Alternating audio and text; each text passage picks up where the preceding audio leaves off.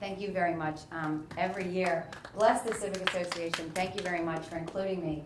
And Ned is so punctual that he asks me to do things at least 8 months in advance. So there's no, well, I might have a prior commitment, or I think I will be busy. And this one, it's always the coffee clutch upstairs. And the only thing that I can say this time is there may be some divine intervention here, and maybe he'll help me get through this morning. Thank you for having me, and welcome. For those that came to the Citizens Association meeting yesterday, some of this will be repeat and repeat. However, not much has changed between yesterday and today. I know that many of you keep tabs not only through the Civic Association, but as well through the shiny sheet on the news that's happened maybe while you're gone. I'll just offer you a quick snapshot on the issues that I see going forward. I'm hopeful that we will find some final decisions for that have been hanging around for a while. Coastal, of course, is always first and foremost on everyone's mind. The FDEP staff, we have worked tirelessly and closely with them on the final touches of their draft agreement, the BMA. It will be found online in about a week, February the 8th, which then begins a public review period for 30 days, which may or may not trigger FDEP revisions. As you know, we are all fingers crossed, hoping that there'll be no opposition, but this BMA requires a sign-off from many stakeholders, so if that happens, we'll move to the next step. At that point, the FDEP also, I'm very grateful that they will travel not only to Palm Beach County, but our surrounding municipalities, offering them the details of this BMA, why it is so important to us, and get their signatures on that document. As you know, this will be the first time in the state of Florida that we will have stepped out of the box, which certainly we have asked them for hundreds of years, I'm sure, in the town of Palm Beach, to do a wide-ranging, inlet-to-inlet approach to beach management. This will revolutionize not only the process and the timeline of permitting, but reduce costs. We've been begging for this for years, and I will continue to champion that for the town of Palm Beach. One thing that I would like everybody to have clearly understanding of, the BMA is what they are defining as the most conventional and the least controversial of projects that have existed in the town of Palm Beach. In other words, it would lean toward projects that we've already done, working with us at the inlet at the sand transfer plant, the renourishment that has begun both at Midtown and Phipps Park. If it's outside of those parameters, for instance, I know we have great concerns in Reach 7 and Reach 8. They will not be included. I can promise you that at this point they do not fall under the category of least controversial and the most conventional. It will, however, continue forward on the process that we've used, where we will have permitting and with both the state and the federal government, EIS, which is now already begun, which is an environmental impact statement, and continue to go forward. It does not mean it will never happen. It only means it will not be allowed to happen at a very expeditious and time cost-saving process. I look at Richard Radcliffe, and I would like to thank him in his efforts to gather all of the Palm Beach County municipal cities in a concerted effort to hold hands on projects. At the last municipal meeting, I presented to that council the opportunity for each of us together, while the coastal communities are of course issues important to us, there are many that maybe are far removed, as in Pahokee or Belle Glade or other areas. I have asked them for their support. I've asked them at some point, maybe in a resolution form, to our Palm Beach County Commission leaders to support this effort. It is critical that we have the coastal communities that are southerly to us and the county to sign on. As you know, it requires by the state additional monitoring. That monitoring we already do. It's a cost that's already within our budget. However, the southerly communities may have to share in some of that cost. The primary burden will fall on the town, but it is unconscionable to me that Palm Beach County, which supports projects south of us, would not be holding hands with us in concert for this effort. It will revolutionize their projects in the north, where, as we know, Singer Island has suffered from severe erosion, all the way up to, again, their Jupiter Inlet. A comprehensive review by Woods Hole. This is a peer review. This will take, the good thing about using Woods Hole is they investigated and reviewed our first coastal program. So they have a 10-year breadth and width of knowledge and can compare it to the next 10-year recommendation by our shore board. They will acknowledge to the town and make recommendations to the town council in their decision making as to what parts of that they feel are permittable and within a cost that the town taxpayers are willing to dig. I look forward to that report. It will be public February 28th and presented to the town council March the 14th. There will be many opportunities for you as the public to contribute to that discussion and participate in the decisions the town council will make moving forward. I know there was disappointment island-wide on the federal government's FEMA denial of funding for our erosion following Sandy. The staff continues to aggressively monitor those eroded beaches and stand ready with contractors, sand sources, trucks, and permits if emergency dune work is needed. The nearshore sandbars continue to migrate back to the beaches, and it is a very dynamic situation. Using $6 million, which is the backup plan right now in the coastal program, has not yet deemed a necessary expenditure, but can be used if and when we see what beach has become most eroded. As the beach migrates back and forth, the beach that looks bad today looks much better tomorrow. So I think it was a wise decision, but clearly needs to be monitored by both town staff and town council. With that loss of 330,000 cubic yards of sand, we will get a boost of free sand from the U.S. Army Corps of Engineers. Many times over the years, even that I've been on the town council, we've been at odds, so to speak, with the U.S. Army Corps of Engineers and the federal government, because their process for dredging the inlet, which maintains a clear and open channel for shipping, is suspect. Oftentimes they do that dredging, and because of turtle season, which they are more than well aware of, they dump that sand out in 17 feet of water. It belongs to the town of Palm Beach as far as I'm concerned. If the inlet was not there, the natural migration would carry it to our beaches. That is the most insane process that I can possibly comprehend.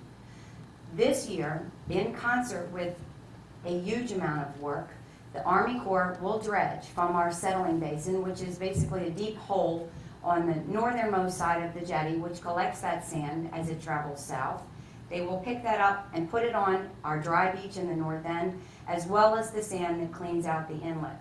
It is a fabulous boon to the town of Palm Beach for two reasons. A, we need the sand, and that sand migrates southerly to contribute to the nourishment and the maintenance of the entire shoreline. This year it's free.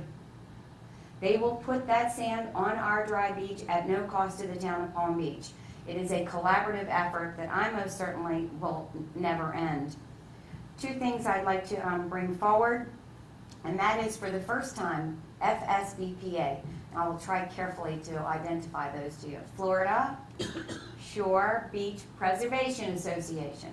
This is the Coastal Communities Lobbying Coalition. For the first time, they will advance a position that I believe is crucial to the town and all coastal communities, in that they will ask our state legislature to acknowledge that state dollars should be contributed to non-federal projects. So where FEMA may not kick in at a future date with a storm event, the state may. Well, of course, we'll look for dollars, but it would be nice to have that legislation in place.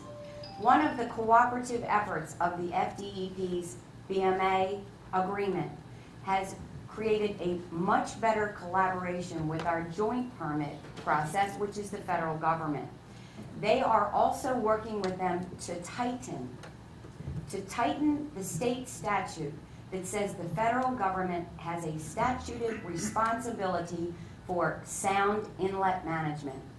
That means that if we are moving forward with projects in the north end or at the inlet, they are working with us to pressure the federal government to do the right thing, to do it within a timeline that doesn't fall under turtle season, to do it within the cost-effective best management with the town of Palm Beach. It's also a huge major coup for the town. Town Councilman Michael Pasillo, I know he has presented a conversation here to you at the Civic Association. He and his committee has done a wonderful job. Michael, with his extensive legal background and his cooperative, hands-on approach, is recommending a set of land use regulation changes that only offer a second option to existing rules in our code to manage reinvestment in the Royal Poinciana Way commercial neighborhood. A planned unit development, an approach that would allow higher residential density, up to the maximum of 13 from 10, and a partial third floors if required plan submittals are approved by the town to go forward. It is only an alternate option.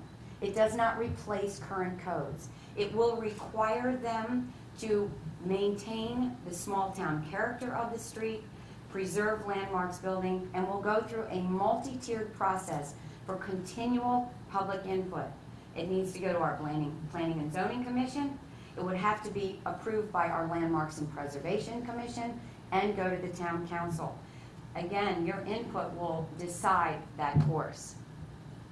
Negotiations between the Sterling Group, the landlord at Royal Poinciana Plaza, and a qualified party for renovation and the reopening of the Royal Poinciana Playhouse is in progress.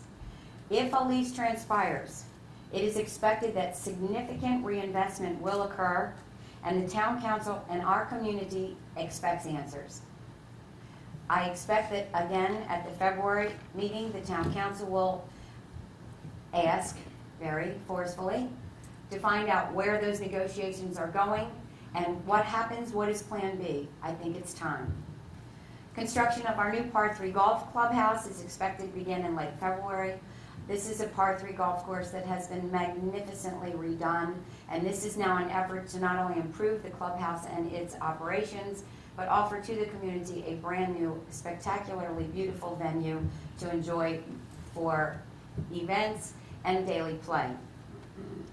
The groundbreaking is planned for Thursday, February the 28th, preceded by the 4th annual Raymond Floyd Open. Please join us as golfers, hole sponsors, and celebrants. The Accelerated Capital Improvement Program, which clearly affected the South End last summer, has plans again for this summer. They, however, should not impact movement of traffic in the same deleterious way that it did last season, and make improvements both to the roadway and our infrastructure. And that's all I have.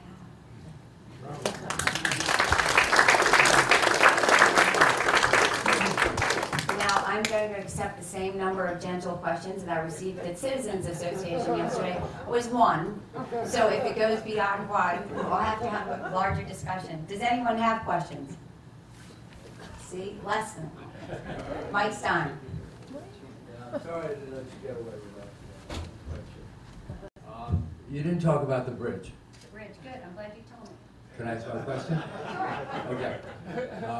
The Civic Association's Transportation Committee met with the contractor last week, and it was very clear to us that they did not have the sense of urgency that we would want them to have. They did tell us that they're already behind schedule, and now it looks like completion sometime in 2015.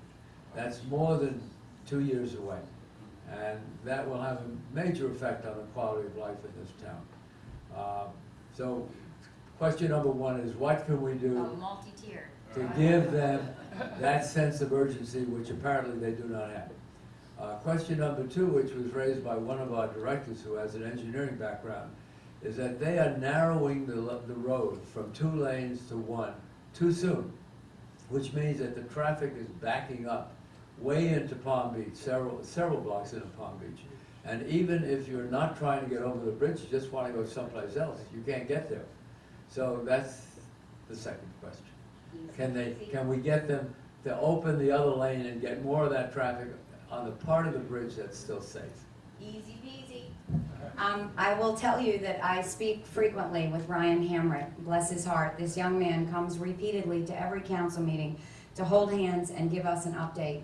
I have spoken with him actually prior to the question about that movement of traffic, describing to him that the funneling is way too soon, that we need to open up the apron not only to allow traffic going westbound on Royal Poinciana Way to be able to move, but also the traffic traveling southbound on Bradley Place, which is at a total standstill, to make that right-hand turn onto the bridge.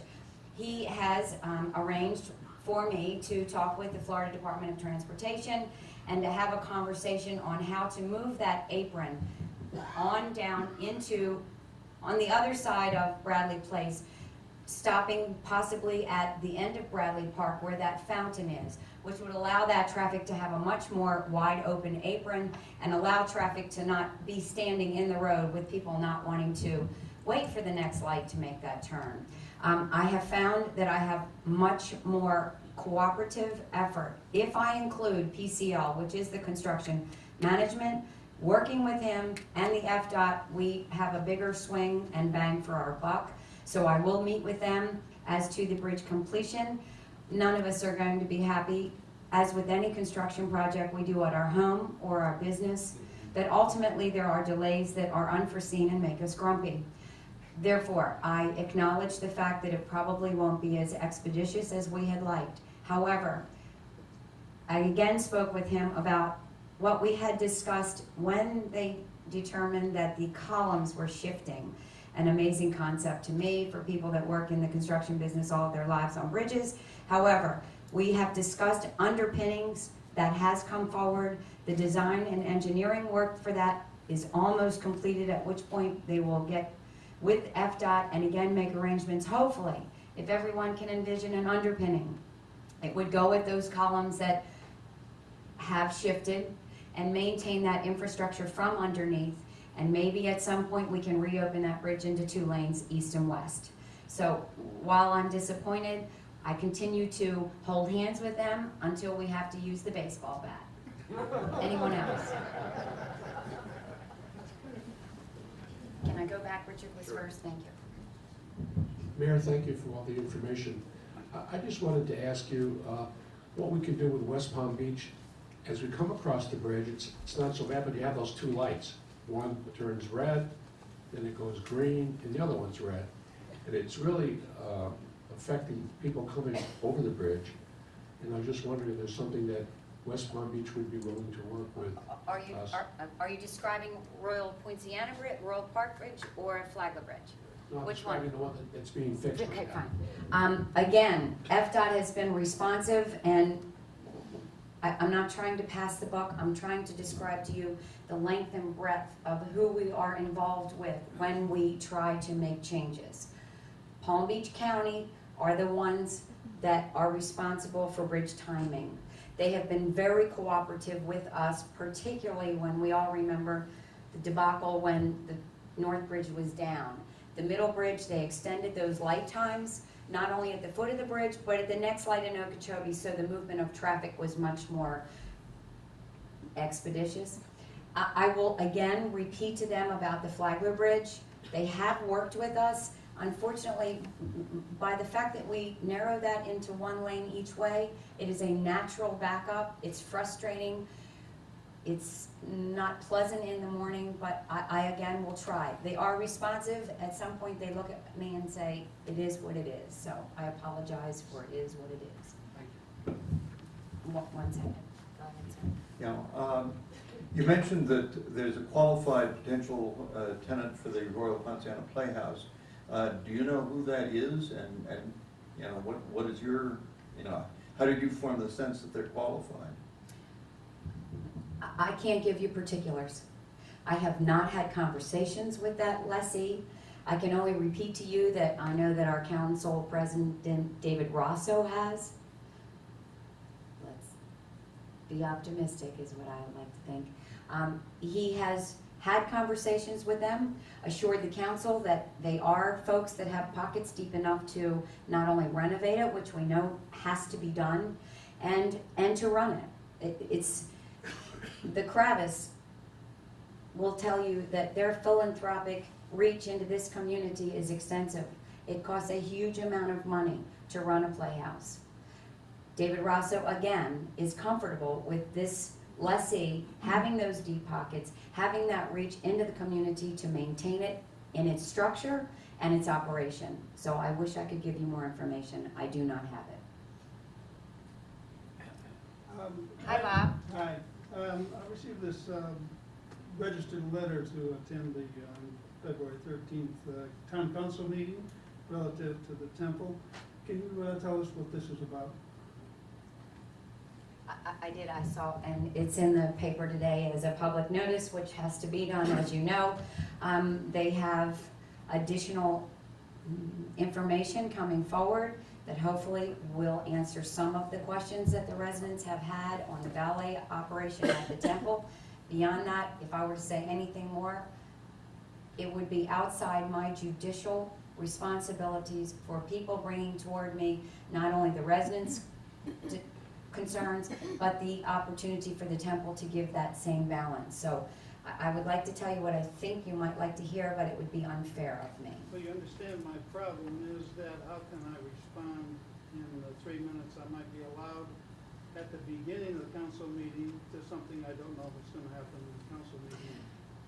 That I can answer. Going forward, prior to the town council meeting, there will be information that has been provided not only by staff, but the temple, written and available to you either at town hall in paper form or online, so that you should be able to garner some information from that that allows you to know how to extend your comments and what you have a problem with. So we will not keep you in the dark. Okay, and you understand that. Will that have enough time so that I can make a response to a letter to the town council? You'll have time. You'll have to. As long as I can type 80 words a minute. Quick, and speak 80 words a minute.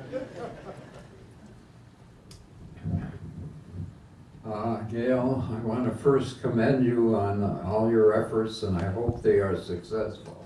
However, with government mumbo jumbo, you could fail. In that event, I think I would hire an international nautical engineering firm with a huge reputation and ability. In Chicago, we put up breakwaters which succeed and protect our outer drive. New Jersey Shore has put out a number of the breakwaters. There's no reason why we should fail. This is not such a big project, but you have to have the right people, and if the right people, I think, will have power to help you get through some governmental agencies. We've done a great deal. In medicine, we're at the verge of breaking through on cancer. In many, we're going to go to Jupiter and find out what Jupiter is. And to put a breakwater up does not seem to be that great. I think certain engineering corporations can do it for you. Thank you. I appreciate the fact that he has the same feeling about government that I do. It's 2 steps forward, 10 steps back. However, let me make the distinction. It's not fair and I don't like it. But the difference between New Jersey and the town of Palm Beach is twofold. First of all, they're federal projects. The town of Palm Beach has carried this financial load and this directive position to renourish the beaches alone. Secondly, what they do not have in New Jersey, and we have an extensive amount here, is hard bottom. Now, everyone says, what is hard bottom? It's simply rock.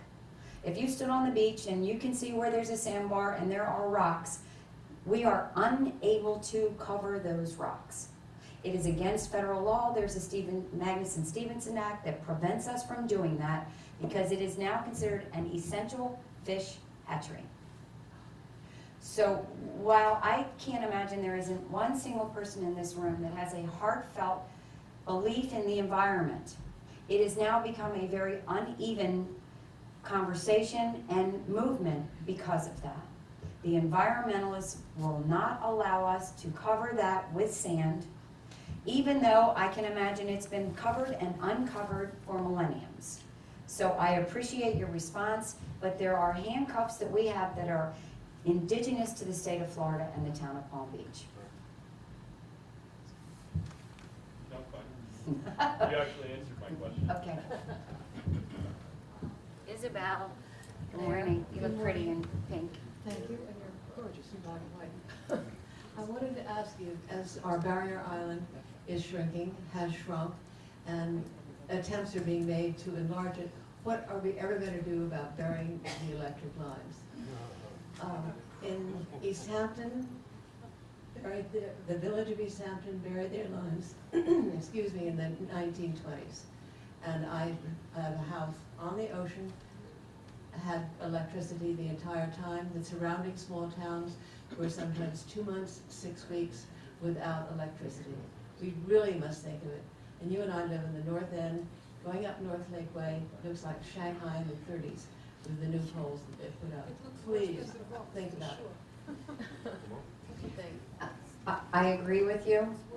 Certainly on a barrier island with the potential storms, as we've watched our northern storm, Sandy, well, you'll be next, suffer with no electricity, and now in the freezing cold, we all appreciate the fact that it would certainly be something we would like to see happen. However, when I first came on council, having been indoctrinated in the Al Flam substantive issues school, we went over the undergrounding, as did your group, extensively. The $100 million, $120 million price tag at that point allowed this community to make the decision that that was not something that we should do at this time.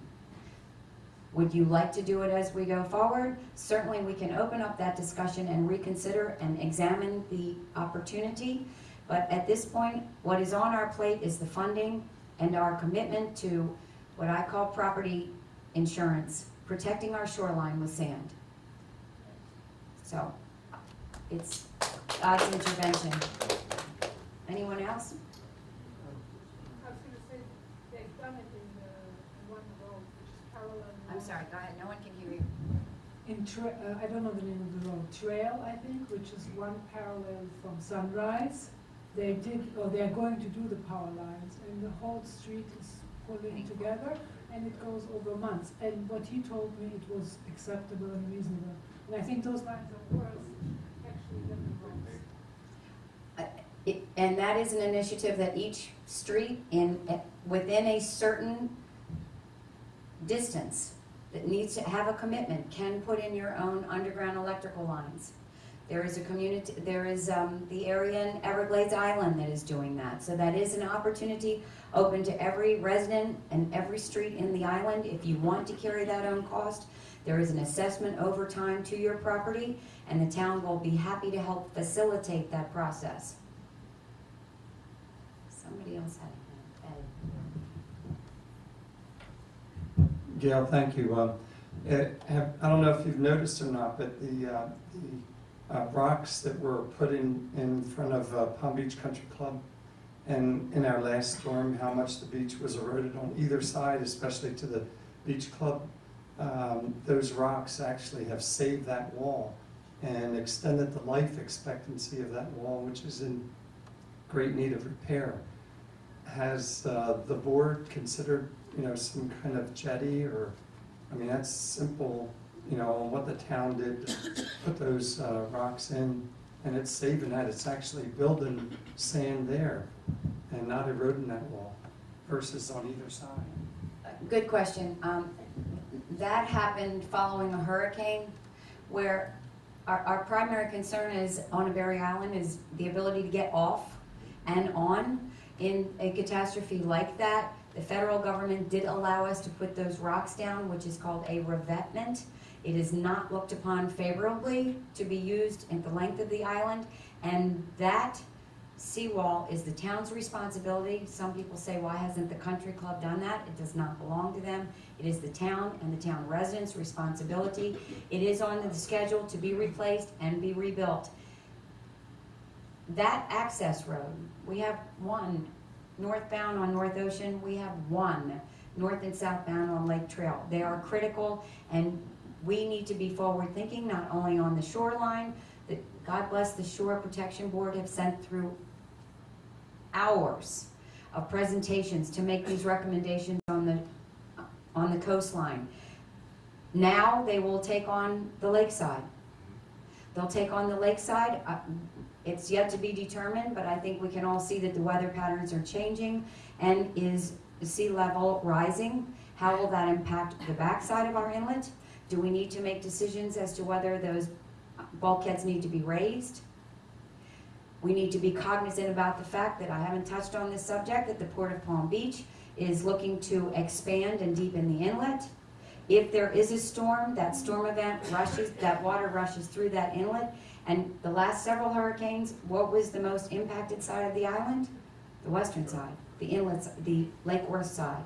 Remember now, its geography is lower. We can't change that, but we can change maybe decisions as we go forward on how we manage the bulkhead and that coastal line. Rodney. Here he is. The state is heavily involved in the Snook Island projects all up and down the intracoastal. The big proponent of this is Lake Worth. They're really going at it down there and putting these, they were the first to put one in. If you've ever walked that little walk they have out there, they don't allow you to fish there. The snook are actually feeding off the roots of the mangroves, and they're wanting to put two of them in front of the golf course.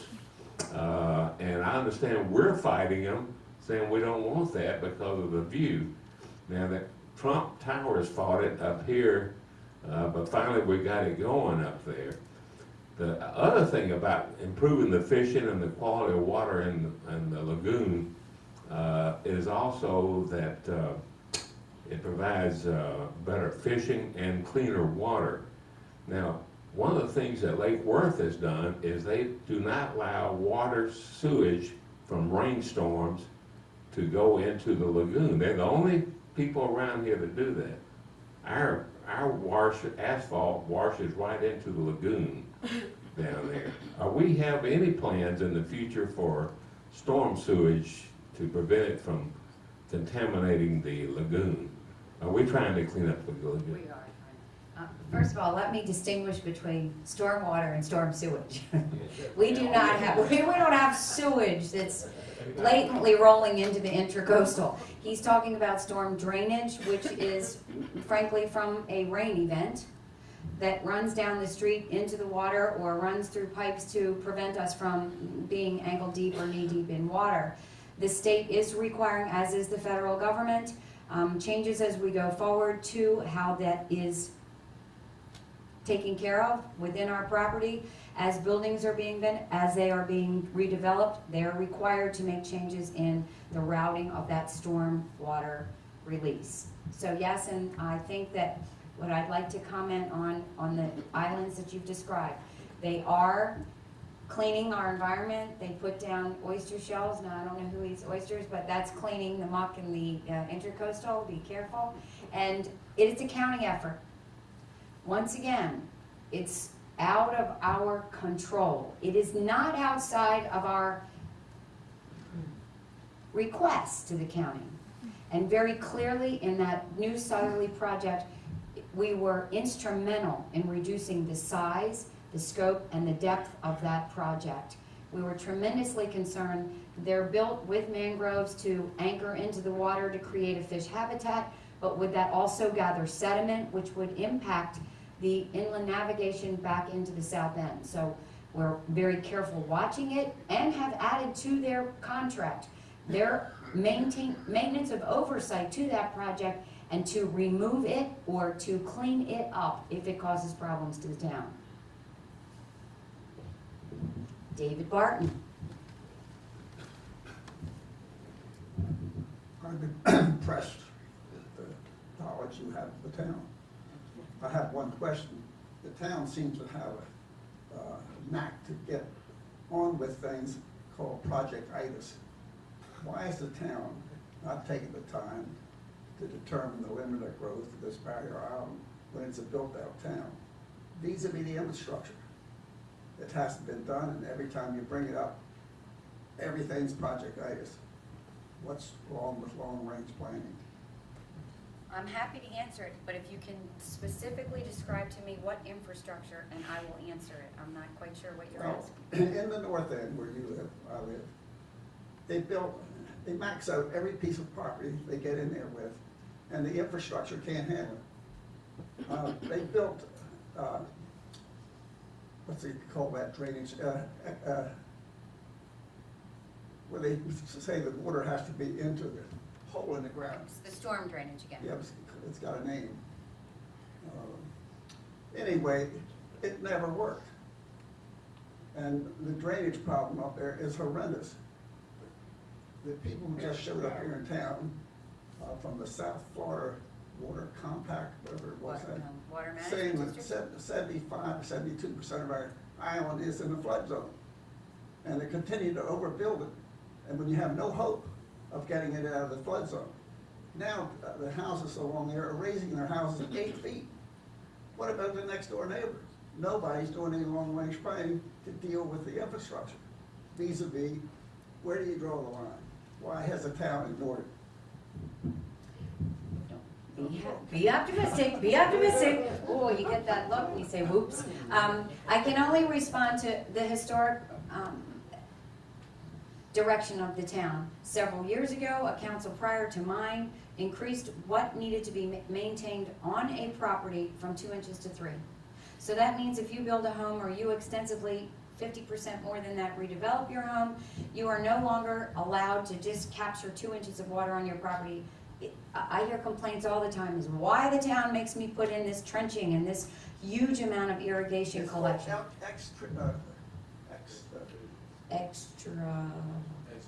Exfiltration. They're not happy about that, but that's the purpose of that. That doesn't change that I happen to agree with Mr. Barton that we are increasing the size of our homes exponential, particularly in the north end where they're 1930s, 1940s vacation bungalows. However, when a family moves here, I often say that I'm surprised my family didn't get red tagged by code enforcement because I had 8 people in a 3-bedroom home. That happened to be the way I lived because I liked where I live. But new families now want a larger home.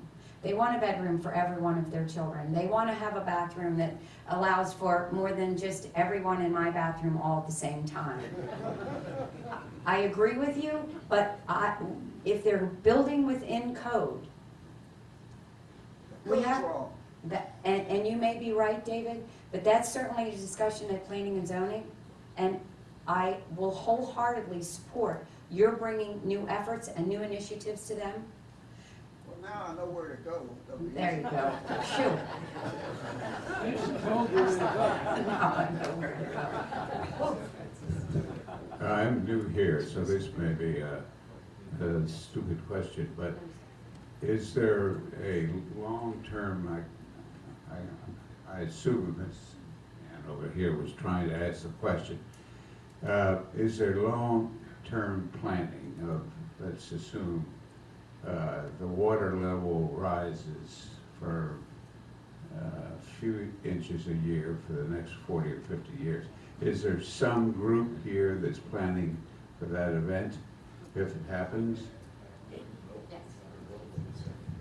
Yes, that's on the shoreboard agenda. Now that they've spent 3 years banging their heads against the desk with shore protection and managing many decisions in the community, from the community and within their own board for a coastal program, that will be their next charge, in addition to protecting the island as a whole. Not from the front, not from the back, but as a whole.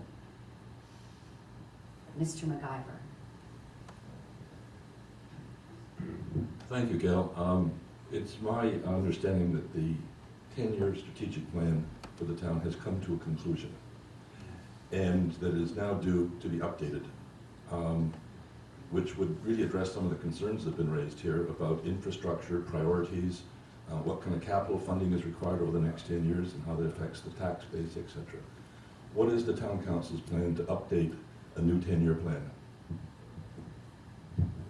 He's brought up the subject, the town council and by the town charter must look every 10 years at the strategic plan. It will be open again. I'm going to ask you, Brian, to look at the strategic plan and in your mind decide, have many of the issues changed from 10 years to the next? The last time we did this, it was a very small update. So while I am committed to the fact that it needs to be done, I'm also looking to the community and for your input to the charter. The charter was also supposed to have been reviewed every 10 years. We're 4 years now past that date. I think there are things in there that we may determine we love exactly how they are, but some changes to that, minor modifications that also need to be made. So I hope those two issues are now on the radar, and possibly the Civic Association working with me and within the town can move forward with those. Yes, sir. The chair. Hopefully it's a helpful comment. For those of you that are interested, NOAA, the National Oceanographic and Aeronautic Atmospheric Administration, has been publishing reports pretty constantly now for about the last year, but they have one out now that's fairly comprehensive. And it shows a dramatic shift over the last 40 years of existing populations to the coasts, primarily to the east coast, because that water is so much more accessible. And they forecast that growth is going to continue through 2030 or 40. And they point out this is going to create enormous stress on all these coastal communities. Just think us. They particularly singled out Florida and the Everglades and Key West and so forth, because cities are always behind on infrastructure. Towns are always behind the curve. Now, if you're living in Cincinnati, you have a better situation. You've lost some population. It's not growing. They're replacing some, but it's not growing. So you can paddle slowly there.